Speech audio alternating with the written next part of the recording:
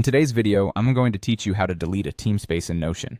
This process is straightforward, but ensuring each step is followed carefully can prevent any accidental data loss. So, let's dive right into it and get your Teamspace deleted efficiently. First, you'll need to open your Notion workspace.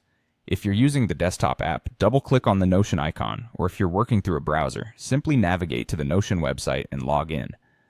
Make sure you're using the correct account, especially if you have multiple accounts, as this will ensure you're accessing the right workspace.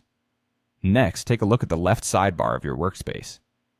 In this section, you'll see a list of your various Teamspaces.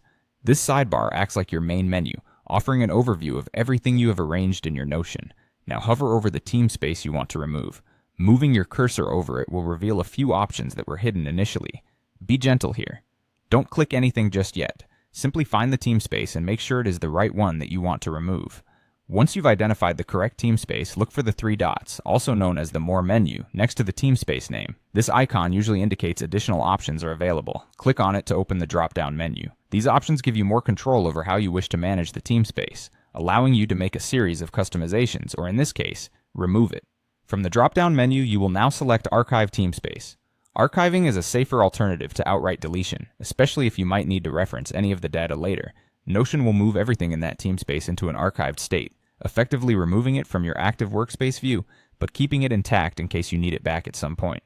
Finally, if prompted, confirm your action to archive. Depending on your settings, Notion might ask you to verify this decision, ensuring that it's not an accidental click. Simply follow the on-screen instructions, usually by clicking a Yes or Confirm button to proceed. This confirmation step is crucial because, without it, the Teamspace won't go into archive and you'll have to redo the previous steps. And there you have it, a Teamspace in Notion successfully archived. Always remember that archiving rather than deleting is a good practice, and it's recommended if you think there's even a slight chance you might need the data in the future.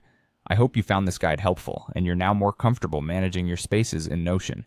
Thanks for watching, and remember to subscribe to stay updated with more useful tutorials.